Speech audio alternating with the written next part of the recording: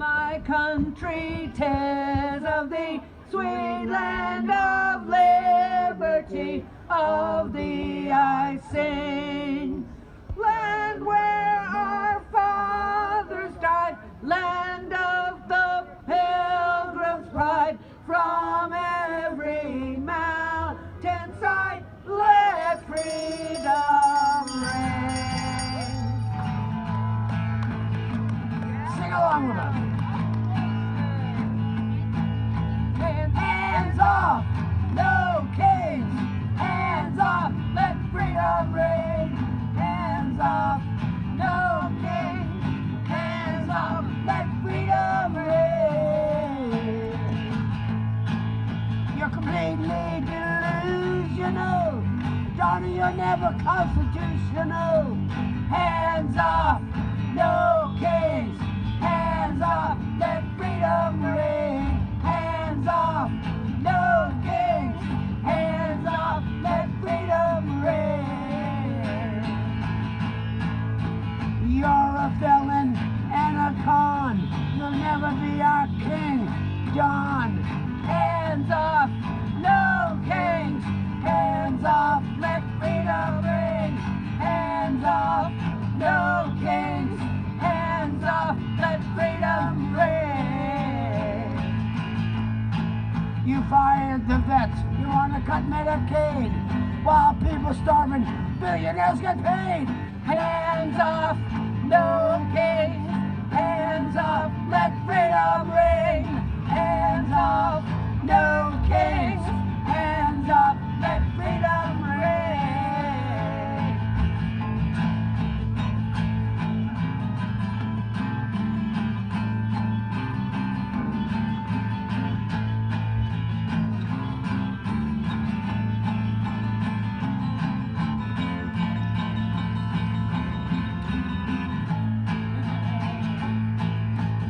Hands off, no kings. Hands off, let freedom reign. Sing along! Hands off, no kings. Hands off, let freedom reign. You're down in D.C.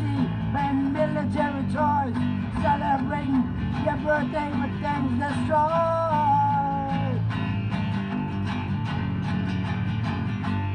I said, hands off, no kings. Hands off, let freedom reign. Hands off, no kings. Hands off, let freedom reign. No more vaccines, fake science will rule. Your ass-licking millions are stupid and cruel. Hands off, no kings. Hands off, let freedom reign. Hands off, no kings. Hands off, let freedom reign. Deporting people without a trial. Can't believe a president could be so vile. Hands off, no kings. Hands off, let freedom reign. Hands off, no kings. Hands off, let freedom reign.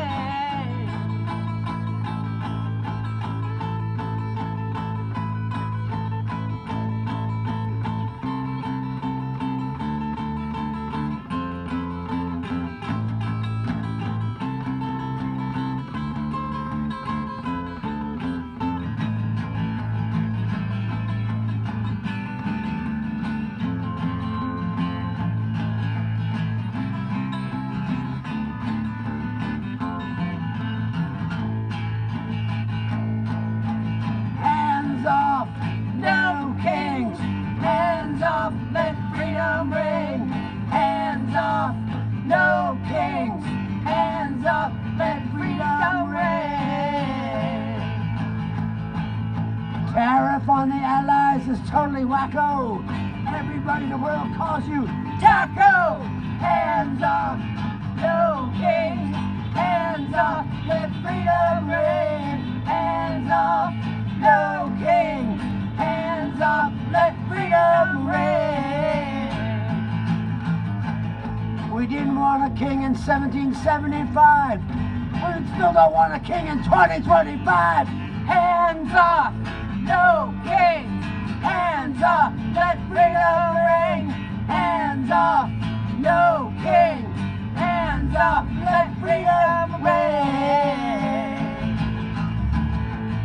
American values you constantly insult.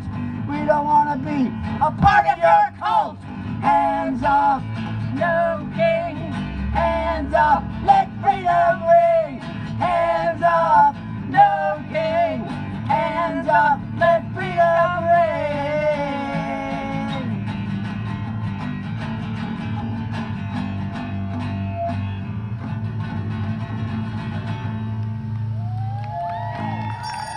Yeah.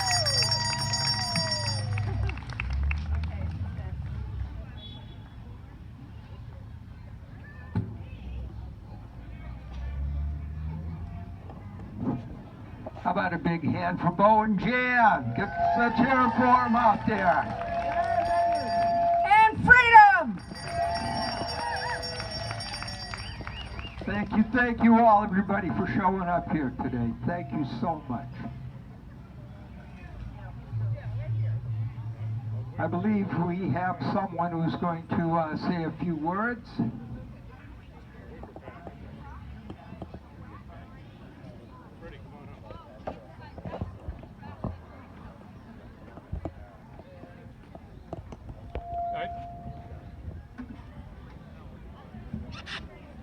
Is that on? I think everybody knows Fred Blanchard from Athol. He's going to lead us in the Pledge of Allegiance.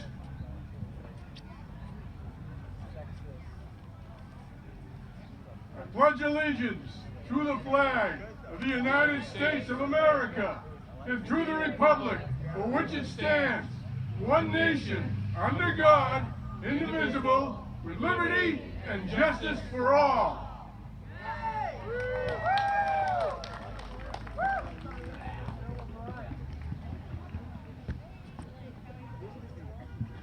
Welcome, everyone, and thank you for coming to join us today. By some count, there's well over 450 people here, maybe more.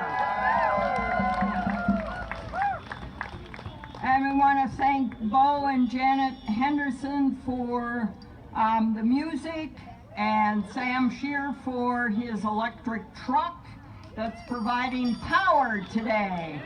All right. So, I'm Pat Larson, and I'm a member of the newly formed steering committee for Indivisible North Quabbin. We're part of a nonviolent movement with Indivisible and many other groups. But the fight does not end today. We ask that you attend next week and the following weeks to stand out and then talk with people who are starting working groups to continue the work for the long haul. Some of these working groups include communications, community outreach for self-sufficiency, trainings on nonviolence, and planning for events such as public forums and this event today. Today's speakers will give short statements about several different issues. I want to introduce Jeff Knipe, an Army veteran who will talk for a few minutes.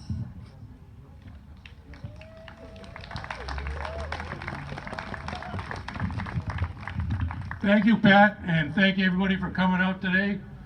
I just want to say a few words about veterans. I'm the chapter president of Mass 3 for Rolling Thunder. We do a lot of advocating for MIA, POW issues and for veterans' rights.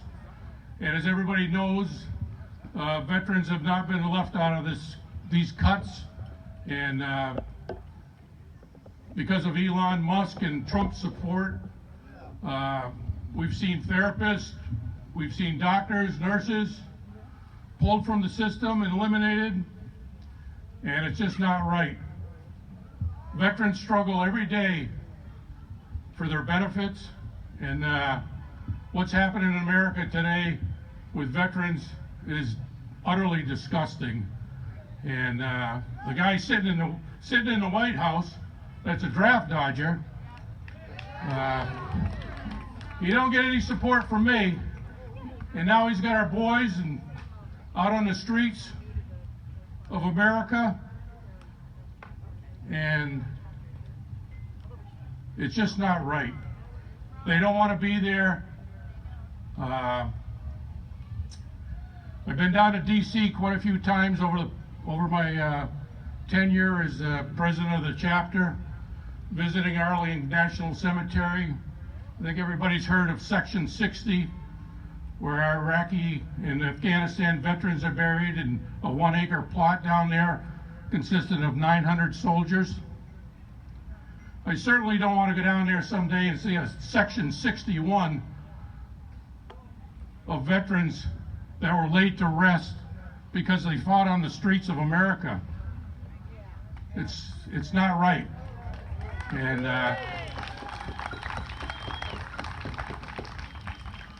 not sure where we're headed, but it's going to be a long haul, and we're there for the long haul. And I just want to thank all the veterans today for coming out, thanking everybody for coming out, and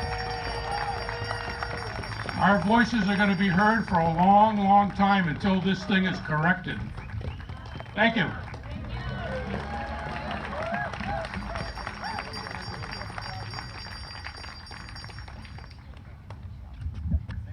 Next, we have Laura Davis, a climate activist who lives in the North Quabbin now. So, Laura.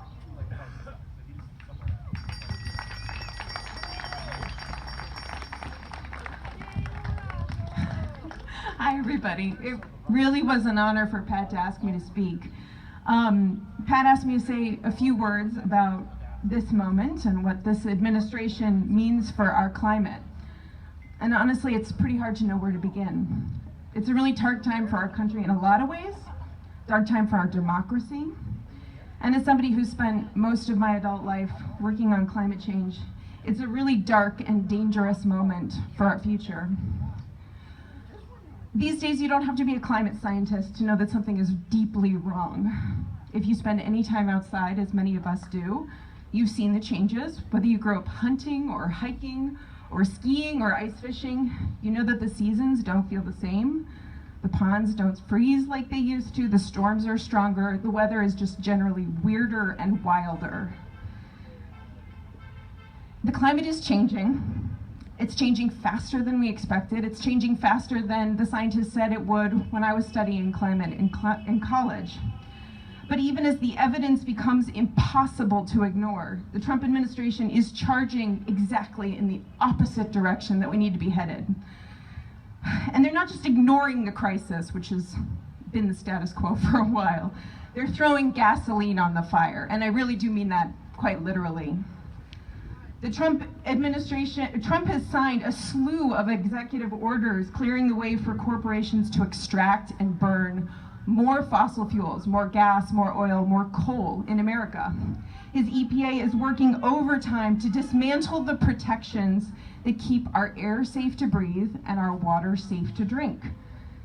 This administration is trading away public health and environmental stability for short-term profits for the very few. And they're not just doubling down on fossil fuels, they're trying to stop innovation and investment in smart, clean energy alternatives, to stop projects that could lessen our reliance on these fossil fuels. Just yesterday, Trump said that his administration would no longer approve any wind projects in America, just a blanket statement. No more wind in America. And one of the many disastrous proposals in the big ugly bill, I really like that sign, is that they're going to eliminate the residential solar tax credit that made rooftop solar affordable to a lot of everyday people. These are reckless choices, and they will have real consequences. More carbon in the atmosphere, a hotter planet, more frequent and intense weather disasters, storms and floods and fires that will destroy homes and businesses and entire communities. Now, I didn't get into climate work because I wanted to save the polar bears. No offense to the polar bears, but their fate is not what keeps me up at night. I came to this work because I used to be a farmer, and I lived through too many historic, unprecedented weather events.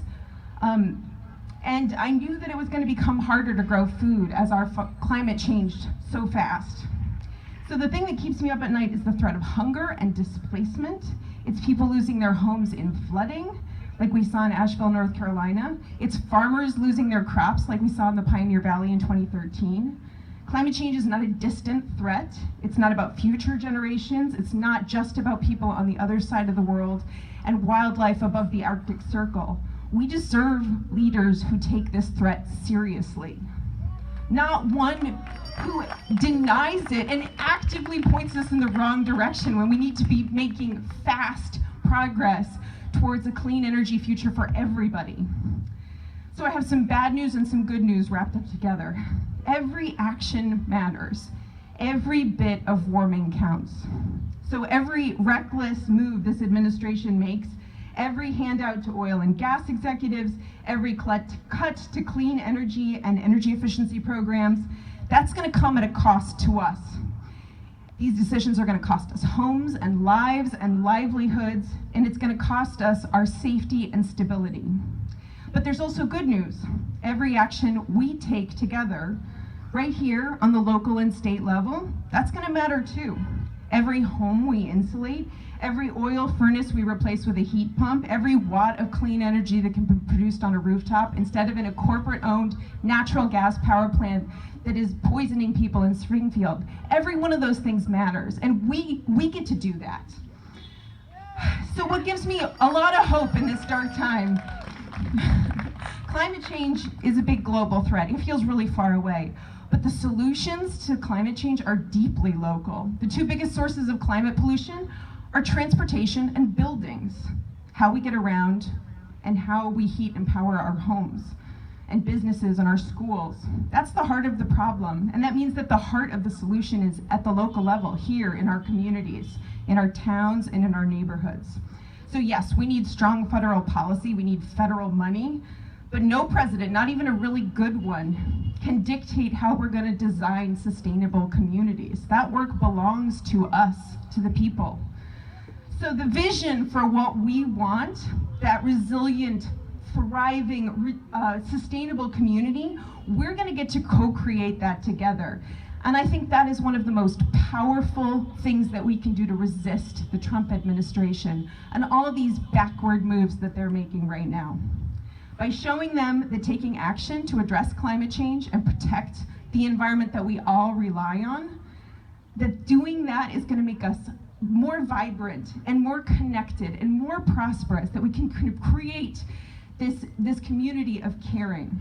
So I think in this moment, it's our task to turn towards each other, to organize and to build locally, and to raise our voices collectively against what is wrong. There are so many things wrong. I just spoke about climate change. I could have spoken on 25 other topics.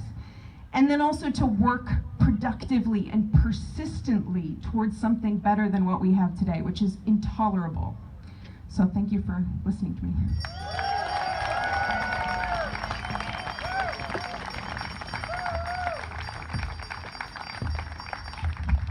Thank you, Laura.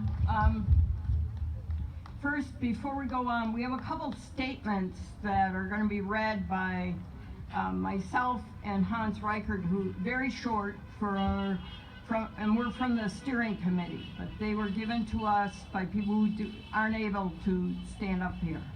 But first, I want to let you know that at 10 o'clock this morning, if I can find it, we got a message from Congressman McGovern's office.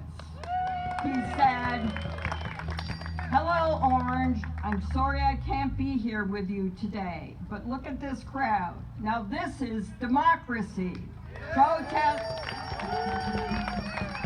Protesting, standing up for what we believe in." He goes on for quite a bit, and then he says, "Thank you, Orange. So thank you to all who gathered today, and we'll let them know more about it."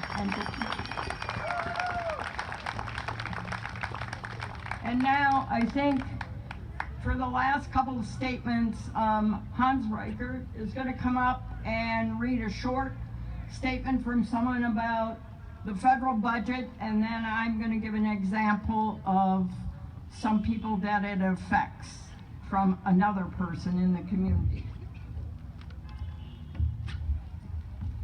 How are you doing? Can you hear me all right? Okay, good. So these are among brief statements from community members on proposed cuts in the federal budget This is from Jess Woodson. I'm just going to read it.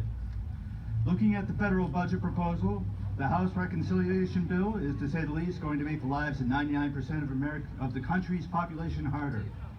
Medicaid, Medicare, Social Security, and SNAP programs affect every single one of us, whether directly or indirectly. The cutting of these programs will do irreparable harms to millions in our communities. Some politicians claim there will be no impact on everyday Americans, but that could not be further from the truth. Some hospitals that rely on federal reimbursement will not be able to stay open when a huge chunk of their revenue is cut off. This will lead many hospital, urgent care centers, and clinics to close their doors, especially in more rural communities where the dependence on federal funding is greater. Once those facilities close, residents in rural areas will have to travel farther to receive care, which in urgent circumstances can be a matter of life and death. It could be a family that doesn't have reliable transportation, an elderly individual that is unable to drive safely in the middle of the night, or any of the hundreds of different reasons that could prevent someone from receiving the care they need. Without SNAP benefits, access to healthy food will be restricted and will lead to more health issues, that is, inability to properly control diabetes, being able to control high blood pressure with diet, and children suffering from hunger. We all need to be very aware of what is coming and work on building up community so that we can help those that are most vulnerable. Know your neighbors, help your neighbors, care for your neighbors.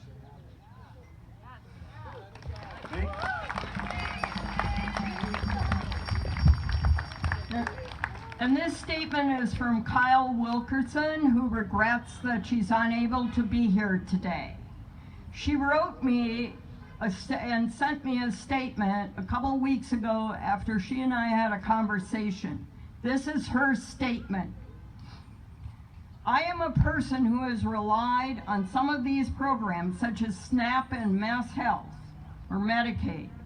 I want to share that cuts to Medicaid, SNAP, and other programs will affect thousands, maybe millions, of our neighbors, friends, and family members.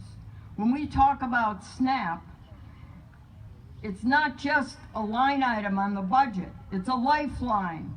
It means a child starts their school day with a full belly. It means a senior doesn't have to choose between dinner and their medication.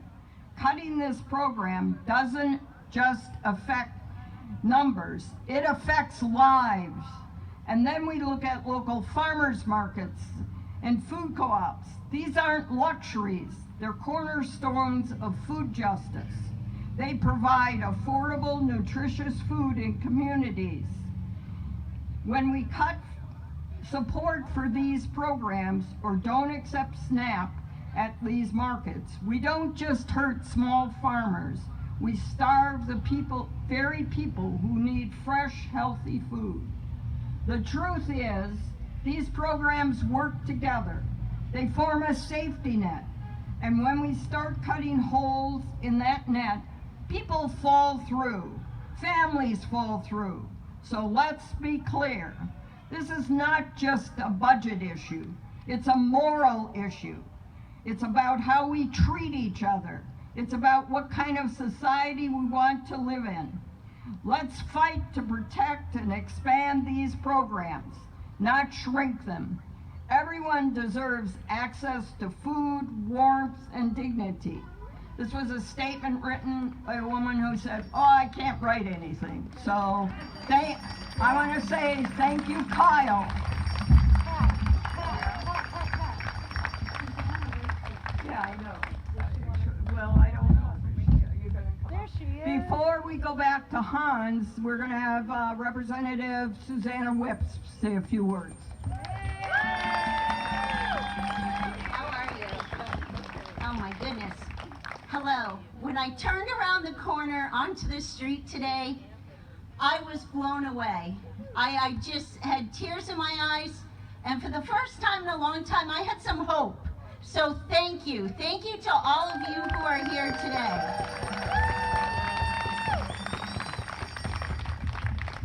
As your state representative, I keep an office on Main Street in Athol. And people who come to see me don't come when their cupboards are full and their houses are warm. They come when things are really tough and they need some help.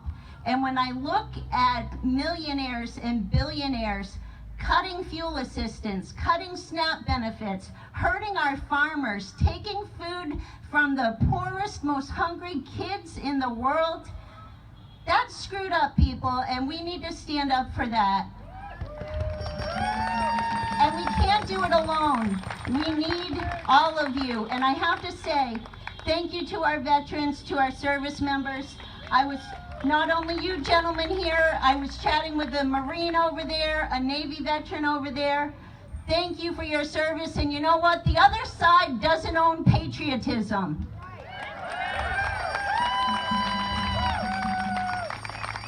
So thank you for coming out to the friendly town today, and we need to make sure that this drop in the water today ripples out. We need to make sure that young people come with us, because I'm looking around and I'm seeing a lot of hippies who have been around for a long, long time. We need to get the next generation to understand it's incumbent upon them to create the world they want. And what we have right now is not going to be a good world for them. So we need to engage with young people. We need to bring them out. We need to share our stories with them, and we need to listen. So I thank you all for coming out today. This is going to be the first of many. On behalf of Senator Comerford, who is at another one, Natalie Blay is in Ashfield today. I know my friend Paul Mark is in Pittsfield. We are having these No King gatherings all across the Commonwealth of Massachusetts, and they're going to continue until we see change. Thank you very much.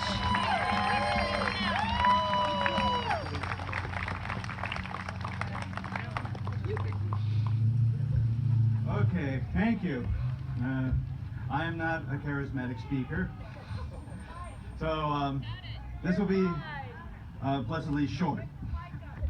So thank you for being. Hello, can you hear me? Okay, I'm not very charismatic, but I'll keep this brief. Thank you for being here. Your presence matters. But let's be honest. If we gather for just a one-day event and go home, then today becomes nothing more than a peace-themed street party. That's not enough.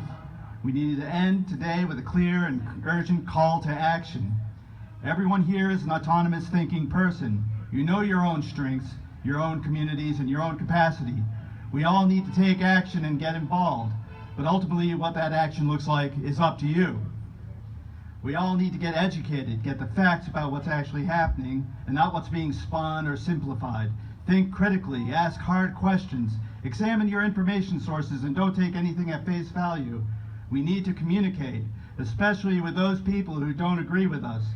And this is the hard part. In many arguments, especially with people we don't agree with, facts don't matter. When somebody's deeply invested in their beliefs, they're often not hearing you. They're defending themselves. People believe what comforts them, what reinforces their identity. Logic doesn't always reach them. You cannot change somebody's mind, but you can help them examine their own beliefs, not try to tear those beliefs down for them. Lastly, be visible. We're here at Memorial Park every Saturday. Every time you show up, it strengthens our position. If we grow our numbers, we grow our influence. That visibility can shift the tone of our community. There are other ways to engage too. You can visit invisibleMass.org or check out our local site that we just built, indivisible.blogspot.com. I don't expect you to remember that right now, but it's on a flyer that somebody handed out. And yes, the site is a little bare bones, but it's a starting point. So here's the call to action. Be here, stay present, bring someone next time, start a conversation, and initiate change. See you next Saturday. Thank you.